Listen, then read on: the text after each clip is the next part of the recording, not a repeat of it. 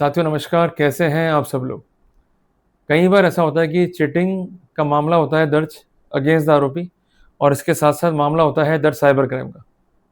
अचानक से घर पे आपके आती है पुलिस और आपको जो है उठा के ले जाती है। तो वास्तव में वो ऐसा कर सकते हैं या नहीं कर सकते, उनकी प्रिविलेज क्या है, आपके राइट्स क्या हैं, इसको लेकर के एक महत्वपूर्ण जजमेंट है बॉम्बे हाईकोर्ट का, जिसका डेट है 5 दिसंबर 2025। इसको मैं डिस्कस करूंगा। एक एक बिंदु जो है इंपॉर्टेंट है। डायरेक्टली हम लोग चलते हैं बोर्ड पे और शुरू करते हैं आज का क्लास। देखिए, कोई भी क्राइम जब होता है रजिस्टर, तो पुलिस की प्राथमिकता यह हो सकती है कि जो कंसर्न आरोपी है उसे गिरफ्तार किया जाए। जब आप गिरफ्तार होते हैं तो आप बेल को जो है लगाते हैं। कई बार बेल ट्रायल कोर्ट से होती है, कई बार सेशंस कोर्ट से होती है, कई बार हाई कोर्ट से होती है और कई बार सुप्रीम कोर्ट से होती है, और कई बार लंबे टाइम तक आपको जेल में रहना पड़ सकता है।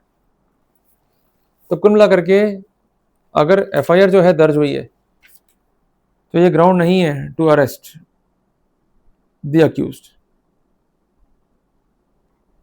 पुलिस का मानना ये होता है कि मामला जो है सीरियस है। अगर हमने अरेस्ट नहीं करा तो नेगेटिव मैसेज जो है समाज में जाएगा और लोग कहेंगे कि पुलिस जो है करप्ट है। तो अपनी ईमानदारी को शो ऑफ करने के लिए ये लोग गिरफ्तारियां करते हैं। और कई बार ये भी होता है कि कुछ यूट्यूबर होते हैं, वो ये गिरफ्तारियां जो है एक्सपोज करते हैं यूट्यूब के ऊपर या सोशल मीडिया के ऊपर, जिससे आपका होता है डिफेमेशन। तो करें तो क्या करें, क्या है कंसर्न आरोपी के अधिकार और किस प्रकार उसको जो है प्रोसीड करना है। तो आज हम डिस्कस करेंगे महत्वपूर्ण जजमेंट। ये है बॉम्बे हाईकोर्ट का, जिसका डेट है 5/12/2025। इस केस में एक एफआईआर जो है दर्ज हुई चीटिंग प्लस साइबर क्राइम की, और कोर्ट ने माना कि अरेस्ट जो है इनलीगल है कंसर्न आरोपी का और उसको बेल का जो है लाभ दिया। तो कुल मिला करके जो हमारा एम्फेसाइज का पॉइंट है वो है अरेस्ट। देखिए, जब भी आप अरेस्ट हुए हैं और आप बेल को जो है मूव कर रहे हैं या साइबर क्राइम जो है दर्ज हुआ है और पुलिस ने आपको जो है सम्मन किया है, तो 10 गोल्डन रूल्स हैं जिसको ध्यान में रख लो। कोई तकलीफ आपको नहीं आएगी, 100% आपको राहत मिलेगी। क्या है वो रूल्स? सबसे पहला रूल है, जब भी साइबर क्राइम दर्ज होगा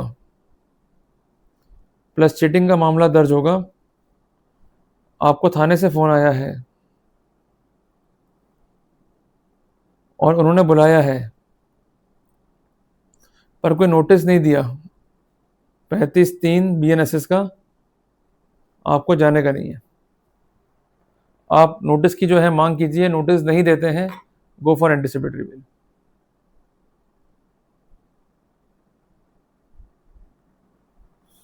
लिख लो ये नियम। दूसरी बात, अगर मालूम पड़ गया आपको कि मामला जो है दर्ज हुआ है, इमीडिएटली कॉपी लें एफआईआर की, उसको पढ़ें और अपना जवाब जो है सबमिट करें कंसर्न आईओ को। जवाब नहीं देंगे तो आपका स्टैंड जो है रिकॉर्ड पे नहीं आएगा। तीसरी बात, एफआईआर में खामियां क्या हैं उसको देखें। अगर डिले का पॉइंट है तो ये हमारे लिए बहुत अच्छा पॉइंट है।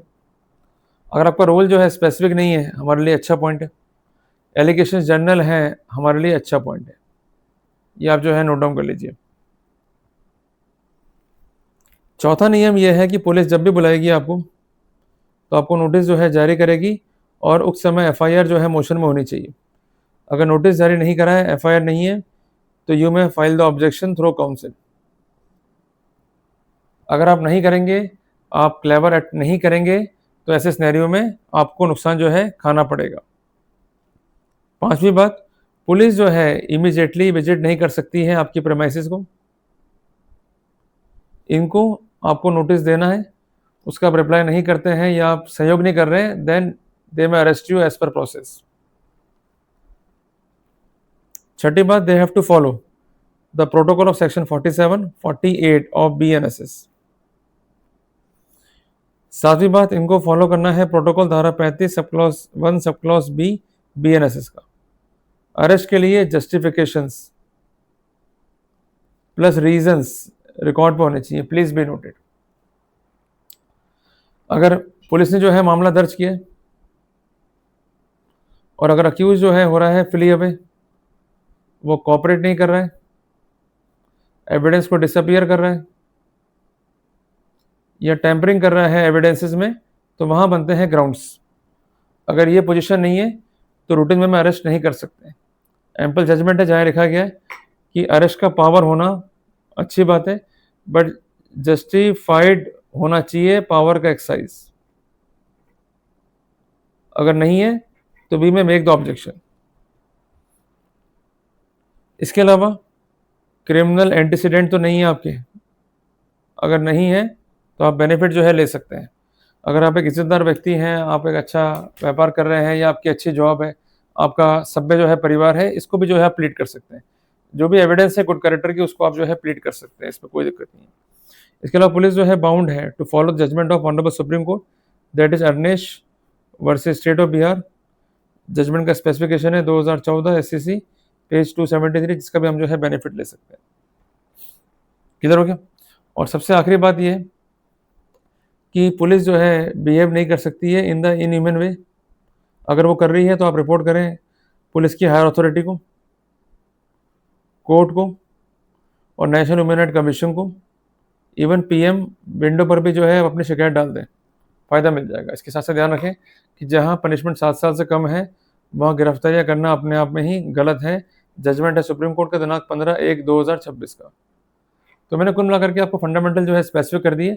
इस केस में यही हुआ था कि जो पुलिस थी उसने अरेस्ट कर लिया इन वायलेशन ऑफ गाइडलाइंस, तो वहाँ कोर्ट ने माना कि अरेस्ट जो है इनलीगल है और फ़ायदा मिला कंसर्न आरोपी को। इसलिए देखो कुल मिलाकर के बात यह है कि कोई नया व्यय नहीं होता है। आप इंसान हो और आप चाहते हो कि आपको मिले व्यवहार इंसानों जैसा, तो उसके लिए कानून पढ़ना पड़ेगा। कानून नहीं आता है तो उन लोगों की हेल्प लो जो कानून जानते हैं। आपको लगता है भाई कोर्ट जाएंगे अपनी बात कहेंगे, कोर्ट आपको जो है न्याय दे देगा? बिल्कुल नहीं देगा।